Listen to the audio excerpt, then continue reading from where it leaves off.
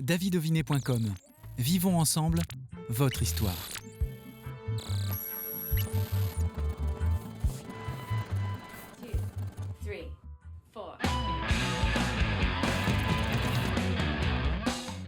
Bonjour à toutes et tous, c'est la 100e de Backstage et pour cet événement, nous avons convié Philippe Mindron et Thomas Mindron. Salut Thomas. Salut David, tout va bien? Tout va bien, bienvenue à parfait. toi, très heureux de te voir ainsi que Philippe, salut. Bonjour. Philippe, le festival de poupées va avoir 35 ans, 35e édition pour cette 100e de Backstage. Évidemment, je voulais avoir des personnes qui ont marqué des événements sur le territoire. Comment c'est venu à toi cette idée de lancer un festival comme celui de poupées? L'idée, elle vient très bizarrement. Moi, l'idée pour moi à ce moment-là précisément, en 1987, c'est je m'intègre dans le village parce que je viens d'arriver nouvellement. Et l'idée, c'est de créer, alors bizarrement, un atelier de vannerie, de s'intéresser aux anciens qui des choses à nous raconter. Et puis de rapidement faire de l'osier, de la paille, avec un petit groupe, ça va donner naissance à un fameux moulin, une espèce de record d'Aubigny à l'époque, on remonte il y a 35 ans. Eh oui. Et puis ça va devenir une fête, un rendez-vous à thème, avec des artistes d'abord locaux, puis après régionaux, puis après la suite on la connaît. Tu es vraiment réputé pour organiser des événements exceptionnels, des trucs qui sont toujours époustouflants dans le cadre de ta société production, Mindron Production. Aujourd'hui, tu es à la tête de cette société. Je pense au concours mondial du cheval à deux pattes. Mais d'où te viennent toutes ces idées ? Parce que maintenant, ça m'anime profondément, puis parce que, du coup, il y a tout un environnement, il y a une espèce de terreau maintenant qui est favorable. Bon, le plus dur, c'est d'y aller, c'est d'y croire. Aujourd'hui, en plus, ce qui fait plaisir, c'est qu'à travers ces événements, les gens adhèrent. Parce qu'en gros, il faut oser y aller, il faut oser le faire. Et puis, cette marque de fabrique qu'on a installée, que j'ai pu installer aussi à travers les années, fait qu'aujourd'hui, les gens, ils le rendent bien. Donc, ça permet de pousser encore toujours un peu plus les limites. Et puis on fait aussi des choses qui sont décalées, mais qui ont du sens. Voilà. L'idée, c'est pas non plus de les perdre complètement. Je parle des spectateurs. C'est de les embarquer. C'est ça. Voilà. Il y a Mindron Production avec les meules bleus, avec ce concours dont on vient de parler. Et puis, il y a le festival de poupées, donc qui est bien à part de cette société. Avec toi, Thomas, à la tête. C'est vrai que c'est bien de séparer les choses, puisqu'en fait, des fois, on peut confondre. Mais le festival est bien une association gérée par des bénévoles, entre autres, parce qu'il y a 2-3 salariés quand même. L'aventure ne permet plus, malheureusement, de faire 100% bénévolement. Mais le père, comme je l'appelle, lui, il a sa société. Oui, c'est le père. Voilà. Il a monté sa boîte d'événements, une boîte de conneries, moi j'appelle ça aussi, j'aime bien. C'est pas mal, j'aime bien. Une boîte à conneries. J'aime bien ce titre. Et puis, qui est sérieux sans se prendre de sérieux, c'est ce qu'on dit. C'est la marque de fabrique aussi de poupées. Les deux ont le même ADN quelque part. Donc voilà, mais c'est bien séparé, voilà. Donc même si il y a des Mindron pas loin, moi je suis à la direction, mais surtout plutôt pour manœuvrer toutes les équipes du festival. Et effectivement, c'est 35 ans cette année, donc on a t'es tombé dedans quand t'étais petit, 35 ans, tu viens de le dire, avec franchement une programmation tip-top, comme d'hab. Est-ce que tu peux nous expliquer, Thomas, comment tu arrives à avoir autant d'artistes de grand talent? Oula, non, mais je vais expliquer, mais c'est déjà pour dire que mes 35 ans, c'est une expérience, c'est une histoire, et c'est évidemment sur ça qu'on s'appuie.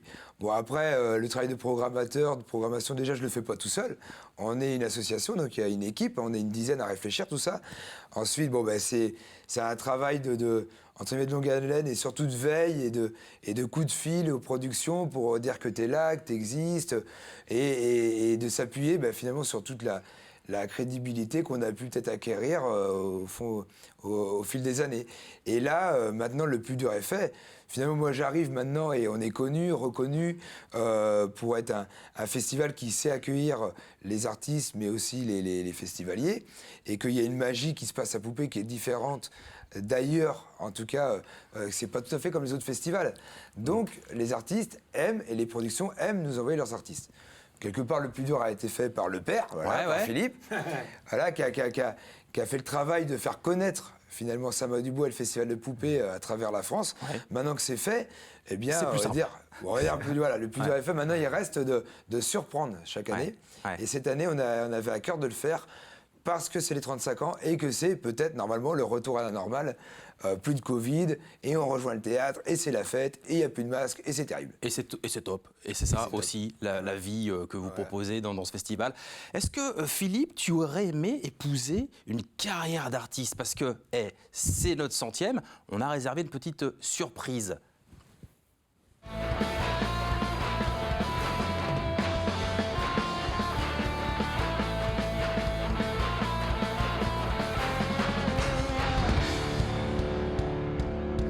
Allez, maintenant, c'est à toi de chanter, est-ce que t'es prêt? Laïla. Et je vais vous demander de bien vous serrer, parce que on va se lancer un petit défi. Je vous demande, s'il vous plaît, d'accueillir le président de Poupée qui va venir. Et on va vous demander de faire slammer jusqu'à la régie et de nous le ramener tout en chantant. Est-ce que t'es prêt? Applaudissez Monsieur Philippe.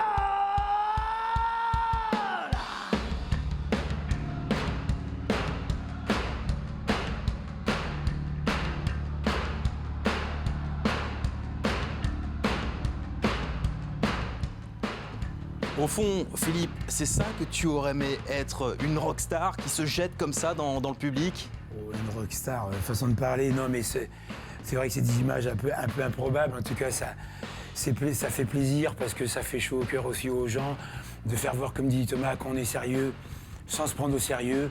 Et puis voilà, de toute façon, je fais de l'accordéon diatonique, je joue très mal, alors autant faire des slams, là j'assure à peu près. Avec le gyrophare, pour bien qu'on te voit. Thomas, toi par contre, tu es artiste, parce qu'on te voit aussi avec la troupe Les Bidons de l'Enfer. C'est ça, ouais.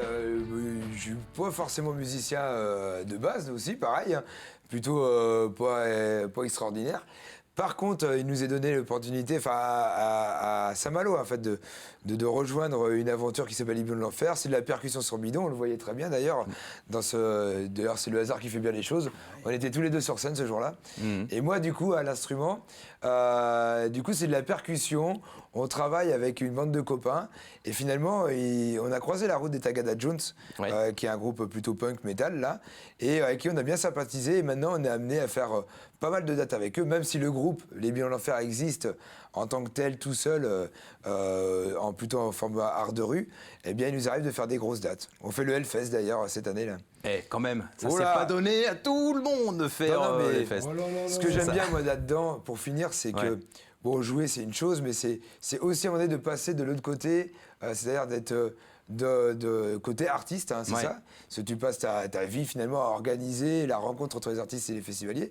Et de temps en temps, il arrive que tu sois programmé. Et ça, c'est marrant. Du coup, ça permet de voir comment les autres font, finalement, aussi. C'est ça.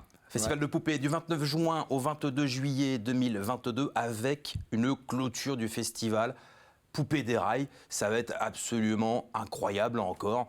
Qu'est-ce qu'il va se passer?